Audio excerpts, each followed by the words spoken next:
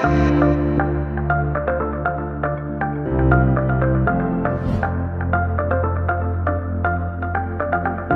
today I'm excited to introduce Hanadi Hussein with Advisor Insurance Group. Hanadi, you are here in the Texas Metro. We know that. Tell us a little bit about your agency and what kind of insurance you rep. Well, I am an independent insurance agency in the PNC world. I'm sorry. Um, we offer uh, basically to our clients personal lines and commercial lines. I focus on commercial lines. It's a different deal with different industries from manufacturers, wholesalers, transportation, hospitality, restaurants. I'm a generalist, not a by all means, because I'd love to learn a bit about every industry. So I have a diversified portfolio of clients that I Sure. assist. Very cool. I think one of the things that's interesting for me, I spent years in the automotive industry, and I had my PNC license in all 50 states, and so I know the personal lines side much better than I do the commercial side, but I know the commercial side pretty well. And I'm surprised. I was surprised when I learned. I was surprised to learn when I moved down here that a lot of businesses down here don't have BOP or don't know what BOP is. So, do you want to take a second and maybe explain to the group what BOP is and why it might be a good asset coverage for business owners? Well, sure, Bob, a business owner's policy. That's Yeah. what it said, the acronyms for it. And the insurance industry is known for its acronyms. So Mhm. Bob is good. Sometimes it's very good, meaning it's a package. Well, it's a package policy for property and casualty or liability. However, it is good for small businesses, but it may not be good for more complex or Mhm. larger businesses. It comes with all bells and whistles instead of like you build it kind of like a Lego set, you build into what you want, but it comes equipped with all those bells and whistles. Um, it is very much needed for small business today, especially like a restaurant. We look Mhm. at a restaurant, it comes with it for business interruptions, extra expense. Then you have all that food spoilage. It's built-in policy, really. Very nicely put together by insurance companies. And of course, each package can be, depending on the insurance company we're dealing with, it comes with the different bells and whistles that's to Right. it. Why is it important to a business owner to have it? Well, of course, a lot of businesses cannot operate right now without having liability, at least the liability insurance. It's a third party. Uh, but in at this day and age, like we here in Houston, it's a Harris County, it's a coastal county. So when we live with hurricanes and with with weather conditions, and we might come in June, the starting of the hurricane season. Can you imagine as a bakery shop or a restaurant taking, the smaller on that or that particular industry? You come in or the livelihood of your business. You're in a restaurant, a standalone building, or in a shopping center, and we get hurricane like the intense one that we had back in 2008, Ike, and you're shut down, and you can't reoperate for 6, 7 months because of the hurricane that wiped out the building and water came, and you have to rebuild. Um, what can you do? Well, your policy, your insurance, of course, comes in and puts you that business interruption can come in and uh, kick in, or it's triggered to pay for you for your interruption. Imagine if you don't have that, what's going to happen? A lot of businesses, some back in during Ike in 2008, they had to shut down and they could never open back up. So that's why it is very important to No. have uh, the coverage or the business owner's policy or general liability property. There is the package for larger, more complex. So No, I appreciate that. And I think it's helpful. A lot of times business owners get into business and unfortunately insurance kind of sort of slips by the wayside, or they don't know what it is that they're looking for, because you're right. We have made it more complicated than probably needs to be. And rightfully so. And so I always like to have people explain what that is, because it's a kind of a quick and easy protection for them. So we know a little bit about your company. Tell us, if someone wanted to find you, what is the best way to do that? What's your website? How did they contact you? it is advisorus.com, www.advisorus.com. Can go in and then they can click on the website, send an email, or you can even click on our phone number and even send us a text Okay, from there. So, perfect. and ask any questions, whether it's you're in the business of any kind, transportation, or you're an Uber driver that wants to have a question just like, am I covered or protected? What happened? The what ifs. Mhm. I'd love to answer those questions. You don't have to be a client of ours in order for us to assist you and help you answering those Perfect. questions. Perfect. And we talked a little bit before we started the podcast. You've been in business now for 19 years? June, it will be June 3rd, it will be 19 years. June Okay, 3rd of this year, it'll be 19 years. very cool. What do you attribute your growth to? My passion, Okay. uh, uh, because it's like it's reflective of what I do and my dealings with my clients. And I love to learn, and I love to learn about people and also research. And that reflects into what I offer my clients. The differentiator is basically when I have my clients, they know that when I go in, it's like I let them know upfront what they're getting into through a roadmap. Sure. And the MAP it's an acronym as well, stands for measurable action processes that you will. I'm not your typical agent that's going to come in and just show you a quote, or you tell me and I'll quote you exactly what you have for better. That is not what I do. Mhm. Or, oh, let me see what your other agent came in and let's see the gaps. No, no, that is not. There is a plan that I set up front, and I will let you know this is what we need to do. Whether you're a manufacturer, we look at and you've experienced losses, or you have fleet of vehicles, and you've experienced also some discrepancies within your different departments. I'd come in, set, analyze, and then we create together a map, which is that measurable, actionable processes for your particular business. And then we go from there. I'll get you the coverage, and we'll go and we will sit every quarter and we see if we have accomplished that, what the plan was, like a business plan. However, it's more towards the insurance. So having that along with a passion for what I do and the word of mouth, most of my clients are referrals. That's what contributed to my growth. Okay, very cool. The fact that you add so much value beyond just quoting is I'm sure a huge reason for your success and growth. You mentioned that you love learning. So what's been one of your biggest learnings as an employer since you started your business? Um,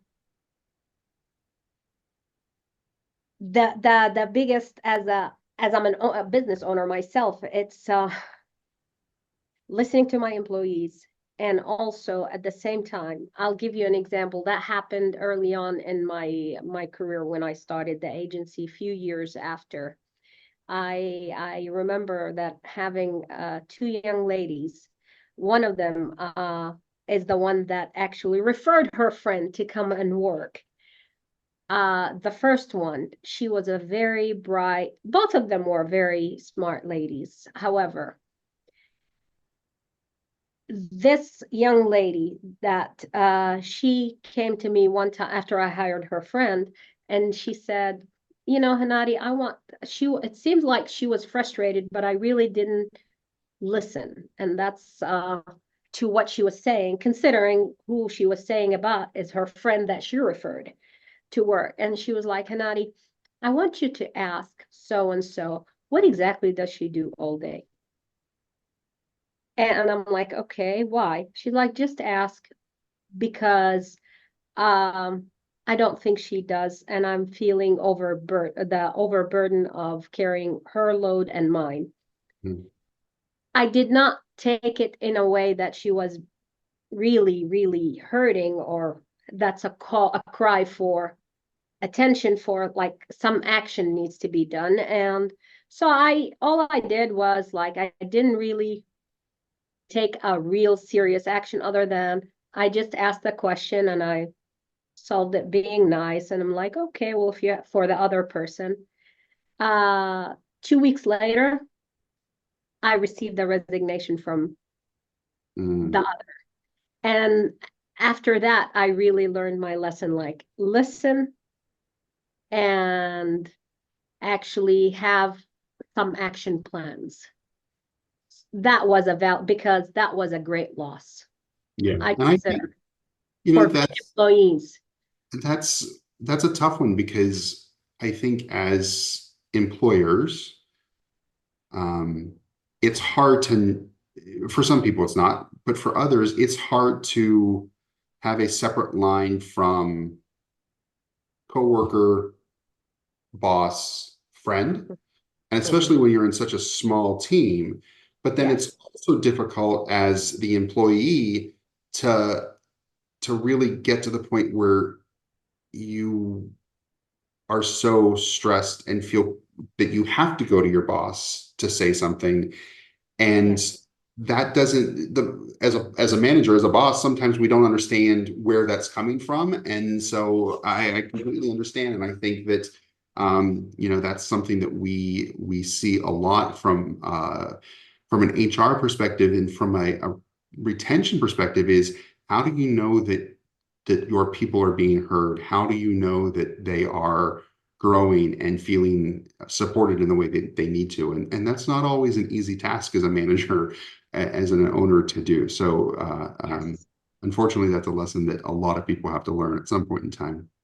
And it was Um, a hurtful, I mean, it was painful because she was an amazing person, an amazing team player yeah, that I really have lost.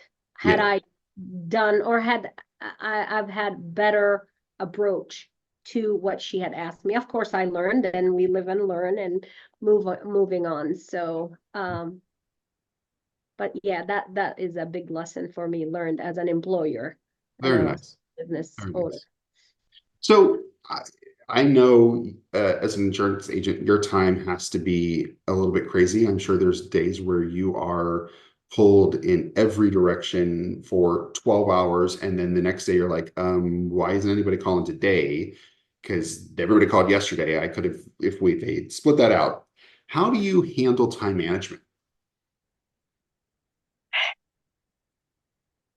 Well, at it's a very good question because in our line of business, yes, you are it's not about that. It's like you are doing something, then I get a phone call, another something with a client, then an email coming. I think in every industry like that, but especially in the insurance where it's like urgency is always, of course, Mhm, like clients want things done like yesterday. mhm, So the most important thing with the time management is to write it down and set a priority, what you want to do.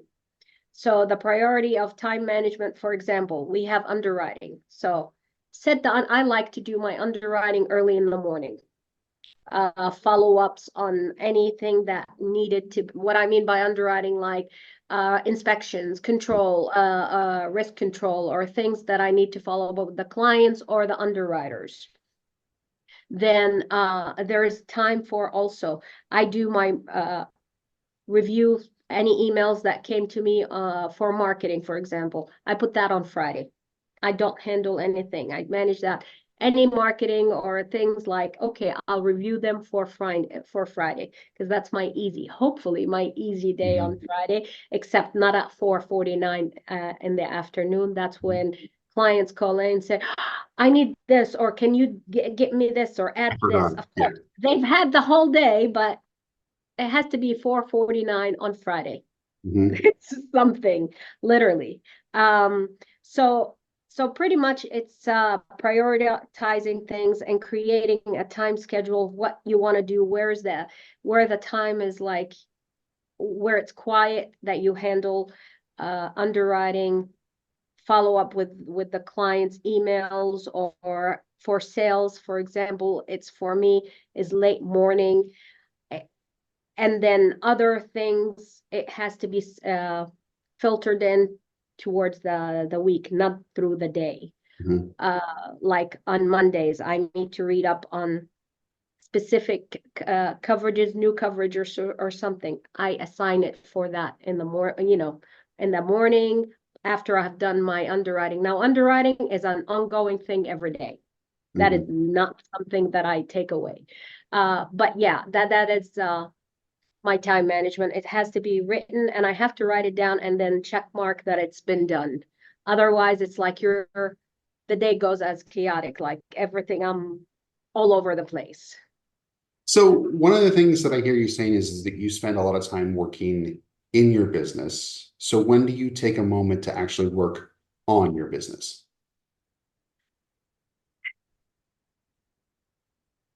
I do have, it's in the business and on the business. And believe it or not, I was part of the Goldman Sachs 10,000 small Okay. businesses a few years ago. And that's the thing, is to work on the business, not in the business. For this year, and I would say, as a business owner, you're working in the business and on the business. However, in my situation right now, where towards the later part of 2023, we kind of like shrunk. So 2024 is now of the recharge, and that's why a little bit of on and in. Rebuilding my team, however, with a little bit of tweaks to what the team structure is going to be. In the past, it was more focused on hiring service team members versus sales. It wasn't so much. This year is different, where I'm building the team, the sales team, and some service, and hire the service as the service team, as the support for the service team. So that's why I am working in, because I'm shorthanded. Sure. Once this is completely, I'm hoping by end of quarter 1, that will be secured. Then we move on to on the business. Okay, very cool. So let me ask this. Tell me how you, or tell me a piece of advice that you would give another business owner, and it can be in the insurance world, it can be in any entity. A piece of advice that you would give a business owner on financial management, and how do you set up your systems to make sure that you are financially managing your business correctly, or a learning that you've had that you're like, oh, I wish that I had known that when I started this. If I had done this, I would have been in a much better place. Well, number one, this, before we talk into the financial of it, as I would tell any business owner, have as much, look at it as your business is your hobby, or not the hobby, but as your baby. But at the same time, when you have your child, your infant, you're having fun with your baby, despite that there is stress comes with it, but enjoy it. Because if you're not going to enjoy what you're doing, then definitely you're going to be miserable, and that's going to translate into the success of your business. Yep. So have fun with it and nurture it.